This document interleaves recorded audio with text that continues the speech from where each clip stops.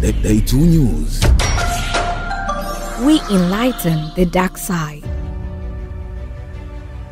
Hii ni Day 2 News. Hujambo na karibu katika masuala mazima ya uchambuzi unahusisha siasa hapa nyumbani Tanzania, na kwa siku ya leo tunamleta kwenu aliyewahi, unaweza kusema hivi, ama aliyekuwa mgombea wa urais kupitia tiketi ya chama cha ACT Wazalendo, Luhaga Mpina. Maswali mengi yanaulizwa mtandaoni, yuko wapi Luhaga? Kikawaida hata kama hayupo katika mbio za uchaguzi ngazi ya urais, tungetegemea kumuona katika majukwaa ya ACT Wazalendo, lakini haonekani. Ni kipi anafikiria? Hatua hii ina tafsiri gani kisiasa? Hii hali ipoje? Basi karibu tulichambue hili kwa pamoja. Mimi ni Kelvin Raphael, niko na Charles William. Gazetu moja tu kukunyumbulishia hapa. Bana, Mpina amekuwa akitafutwa kisiasa. Wewe umemuona Luhaga Mpina popote pale? Bana, Mpina mimi sijamuona tangu mara ya mwisho alipoonekana pale viunga vya Mahakama Kuu kwenye kesi ya Tundu Antipas Lissu. Sijamuona tena kwenye tukio lolote la kisiasa. Hii ndio inaibua sasa maswali kwamba mwanzoni alikuwa anaonekana, lakini mara baada ya kwamba uamuzi ule jina lake halitokuepo, kama hayupo hivi, tutakuwa tuseme amesusa au kuna mbinu mpya anakuja nazo, ama ni nini hasa ambacho anafikiria? Tukijaribu kuchambua kwa mazingira ya siasa yanayoendelea na aina ya tabia za Luhaga Mpina za kisiasa jinsi tunavyozifahamu. Kiukweli kumekuwa kuna tetesi nyingi kuhusu Mpina. Wapo ambao wanasema Mpina mazingira ya kuenguliwa kwake kugombea, wapo ambao wamekuwa wakidai kwamba yana hujuma ndani yake na pengine hujuma hizo zimetokea kutoka ndani ya chama. Kwa hiyo ni kama imemuumiza kihisia na imepunguza morali yake ya kupigania chama cha ACT Wazalendo kama alipokuwa nayo mwanzo. Kwa sababu katika hali ya kawaida ACT Wazalendo wana wagombea ubunge zaidi ya 100 kwenye upande wa Tanzania bara, lakini wana wagombea ubunge karibu 50 kwenye upande wa Zanzibar. Kwa kwenye mazingira ya kawaida kabisa tulitarajia Luhaga Joelson Mpina azunguke kunadi wagombea wa ubunge, kwa sababu kuenguliwa kwake kuwania uraisi hakujaendana na yeye kuzuiliwa kufanya kampeni za chama hicho kunadi wagombea wengine. Kwa Mpina ana ruksa ya kuzunguka kwenda kunadi wagombea ubunge, kunadi wagombea wa udiwani wa ACT Wazalendo, hata kunadi mgombea uraisi wa ACT Wazalendo kwa upande wa Zanzibar. Lakini hajafanya hivyo, hajaamua kwenda kwenye mkutano hata mmoja mpaka leo tunapozungumza, ambapo kwenye siku 60 za kampeni zimebaki siku 33 tu, zimepita siku karibia 27.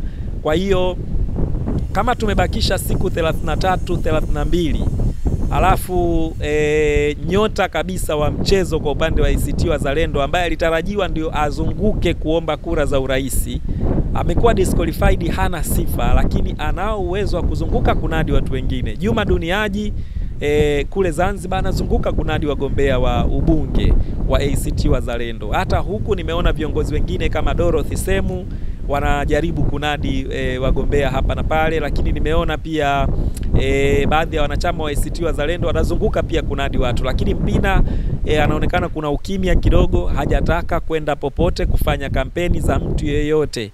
Kwa hilo pengine anajua kwa nini anafanya hivyo, lakini ni wazi kwamba kuna mazingira ambayo sio mazuri, kwa sababu angeenda kumuongezea nguvu Sheponda pale Temeke, anagombea ubunge kupitia ACT Wazalendo. Angeweza kwenda Kivule kumuongezea nguvu Peter Madereka, anagombea ubunge kupitia ACT Wazalendo. Angeweza kwenda pale Mbagala, yupo Jamali Rwambo anagombea ubunge, yupo Bimdeme Mwanaisha Kigamboni anagombea ubunge pia, na sehemu zingine nyingi ACT Wazalendo ina wagombea ubunge. Kwenye majimbo 12 ya Dar es Salaam ACT Wazalendo ina wagombea ubunge, nadhani kwenye majimbo yote, lakini hajaenda popote. Kwa hiyo hilo linaonyesha kwamba kuna hali ya pengine ya sintofahamu, au kuna hali pengine ya moyo wake kutokuwa tayari kwa wakati huu kutoka nje kukipigania chama cha ACT Wazalendo. Pengine labda ni kutokana na hayo mazingira ambayo wanaona kukosa kwake kugombea uraisi kumetokana na mambo ya ndani ya ACT Wazalendo wenyewe. Kisiasa sasa hii inaiweka wapi ACT Wazalendo, kwamba purukushani zote zimetokea, jina la mgombea urais limezuiwa, it is okay. Lakini yeye haonekani sasa. Huku unasikia Zitto Kabwe anamnadi Rais Samia kwamba weka huku kura kwa Samia, ubunge weka kwa Zitto. Huku mgombea urais haonekani akinadi. Inaweka wapi chama cha ACT Wazalendo haya mambo ambayo yanaendelea? Unajua, haya ndio madhara ya maandalizi ya zimamoto ambayo kwa kweli vyama vingi vya upinzani vimekuwa vikiyafanya kwenye mambo makubwa na mambo serious kabisa, maandalizi ya zimamoto. Kwa hiyo utaona namna ya wagombea wa ACT Wazalendo ambao wengi kiukweli sio maarufu kwenye siasa za Tanzania, wana mazingira magumu sana ya kufanya kampeni. Ni wagombea ambao hawana fedha za kampeni, wagombea ambao wengine siku 30 zinamalizika bado hajafanya hata mkutano wa uzinduzi, hajazindua kampeni. Siku 30 zinapita hajafanya mkutano hata mmoja wa kuzindua kampeni zake. Ukiuliza anakuambia sina pesa za kampeni. Na wengine umeona kuna wagombea wa ACT Wazalendo, mgombea uraisi au mgombea mwenza wa CCM anapopita, mgombea ubunge wa ACT hapo anatangaza kujiunga na CCM. Unaweza ukashangaa sana kwamba mgombea ubunge wa chama fulani anajiunga na chama kingine ambacho kimepita mgombea wake kufanya kampeni. Uliona hata kilichotokea kule Mbulu vijijini, Flatei Masai walimchukua katika dakika za jioni akajiunga ACT Wazalendo, ndani ya muda mfupi kapitishwa kugombea ubunge, alafu tena umefika mkutano pale wa mzee Steven Wasira, hapo mgombea wa ACT Wazalendo karudi CCM. Kwa kuna hali ya maandalizi kiukweli kutokufanyika kabisa kwenye viwango vya ubora, kwa sababu Mpina ameingia ACT Wazalendo katika dakika za jioni na yamemkuta aliyomkuta kwenye namna ambayo wao wanaamini hapakuwa pana hoja za msingi za kisheria za kuenguliwa kwake, lakini tayari ameshaenguliwa. Nini kinaweza kufanyika? Kinachoweza kufanyika, kwa sababu mahakamani hawezi kurejeshwa uamuzi wa tume kwa mujibu wa katiba ya Tanzania ya sasa hivi, ni kwamba tume ikikudisqualify huwezi kurudishwa na mahakama. Uamuzi wa tume ni wa mwisho kwa sheria za sasa hivi. Sasa kwenye hayo mazingira, Mpina alikuwa anaweza kuzunguka kunadi wagombea, anaweza kuzunguka Kigoma mjini akafanya mikutano ya kumnadi Zitto Zuberi Kabwe, anaweza kuzunguka kule aliko Mchinjita Lindi akamnadi makamu mwenyekiti wa ACT Wazalendo, anaweza kwenda Tunduru Kaskazini aliko Ado Shaibu akamnadi, anaweza kwenda Zanzibar aliko Othman Masudi akamnadi, anaweza kuzunguka kuwaongezea nguvu wagombea wengine wa ACT Wazalendo katika sehemu tofauti za Tanzania.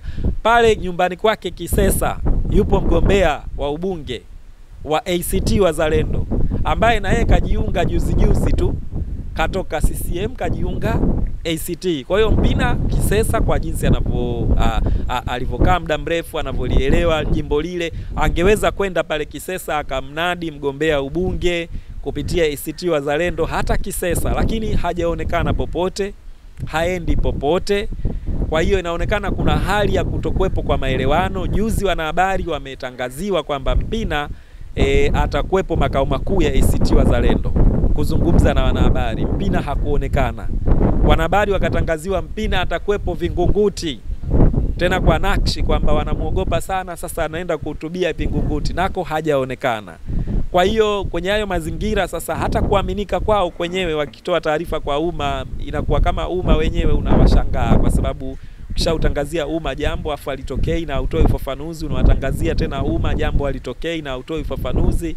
Kwa kiukweli, kwa sababu Mpina ni maarufu kuliko wagombea wengi, 90% ya wagombea wa ACT Wazalendo sio maarufu kwenye kulinganisha na Luhaga Mpina. Sasa kwa umaarufu wake angewasaidia sana hasa wale wenye nguvu kidogo. Ndio maana nikanataja Sheponda, ni mtu mashuhuri pale Temeke, unaoenda kumongezea nguvu kidogo.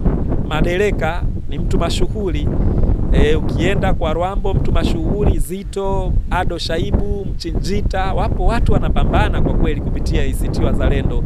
Walikuwa wanahitaji kupigwa jeki la kuongezewa joto. Ndio maana unaona CCM pamoja na umashuhuri wake pamoja na mfumo wake mzuri kutoka chini wa kushikilia mabalozi wa nyumba 10 kusaka kura, lakini bado unamuona atazunguka Ali Hapi aende Segerea kumnadi Bonakalua, atazunguka mzee Wasira aende huku kumnadi huyu, anaenda mgombea mwenza anazunguka, anaenda huyu anazunguka, anaenda huyu anazunguka. Siwezi kusema mgombea mwenza wa ACT Fatma Fereji azunguke, kwa sababu Fatma Fereji kwenye siasa za Tanzania bara yeye si mtu mashuhuri. Yeye ni mashuhuri sana kwa siasa za Zanzibar. Kwa Fatma Fereji kwa upande wa Zanzibar ACT iko vizuri. Kwa upande wa Zanzibar ACT majimbo yale hapo 50, huwezi kushangaa ACT kishinda majimbo 25, 20. Imeshafanya hivyo kipindi cha nyuma. Wana uwezo mzuri wa kuorganize kampeni zao wakati ule wakiwa chama cha wananchi kafu, na hata sasa hivi baada ya wengi wale waliokuwa kafu kuhamia ACT kule Zanzibar, mfumo wao uko vizuri. Kwa hiyo kule hata nisipomuona Fatma Fereji siwezi kuwa na shaka yoyote, kwa sababu wapo watu mashuhuri kule, kina Ismail Jusa Ladhu, wapo kina Nasr Mazrui, kina Osman Masud, yupo Omar Said Shaban, wapo watu mashuhuri kule kwenye siasa za Zanzibar, kina Saleh Alberto. Kwa hiyo kule Zanzibar huwezi kusema sana Fatma Fereji aonekani, lakini kwa upande wa bara nguvu ya Mpina ilikuwa inahitajika sana, kwa sababu kwenye majimbo mengi ambayo ACT wapo Mpina angeweza kwenda kuwapiga jeki, lakini inaonekana sasa Mpina moyo wake haujakunjuka, ama kuna mambo hayajakaa vizuri ndani ya ACT Wazalendo, ndio maana pengine sasa haonekani popote akifanya kampeni. Kisiasa nafasi ya Luhaga Mpina inamwekaje sasa haya yanaendelea kisiasa? Luhaga Mpina kama Luhaga Mpina alikuwa mbunge wa CCM, baadaye akajitambulisha kama mfuasi wa upinzani kupitia ACT, akajaribu kugombea urais japo imeshindikana. Kimya kimekuwa kingi kwa muda, haonekani kwenye majukwaa ya kisiasa ya ACT. Inamweka wapi kisiasa Luhaga Mpina? Nadhani inatengeneza kitendawili, labda siku akitoka atalizungumzia hilo. Sasa hivi amefungua kesi pamoja na chama chake wakiwa wana pinga uamuzi wa msajili wa vyama vya siasa. Of course kesi walioifungua sio kesi itakaomrejesha kugombea au ambayo haihusiani na kurejea kugombea. Inahusiana tu na ule uamuzi wa msajili. Wanataka ili rekodi zikae sawa sawa, wawe waliupinga ule uamuzi wa msajili mahakamani. Mwanzo walipoenda mahakamani wakashinda, walikuwa wanapinga tume kukataa kupokea fomu. Kwa hiyo walishinda kesi kwamba apokelewe fomu. Tume ikapokea fomu, alafu ikamteua, alafu likawekwa pingamizi, tume ikamweka pembeni kwamba amekosa sifa kwa pingamizi lililowekwa. Kwa sasa hivi wameenda mahakamani kupinga uamuzi wa msajili. Uamuzi wa msajili mahakama ikisema kwamba ulikuwa ni batili, bado hawezi tena kurejeshwa kugombea, kwa sababu kule uamuzi wa tume ni uamuzi wa mwisho kikatiba na kisheria. Kwa hiyo wanachokipinga pale kwa msajili ni ili tu kutengeneza rekodi siku zijazo, ikitokea tena jambo la namna ile la mtu kujiunga dakika za jioni, iwe kwa mujibu wa mahakama ni halali.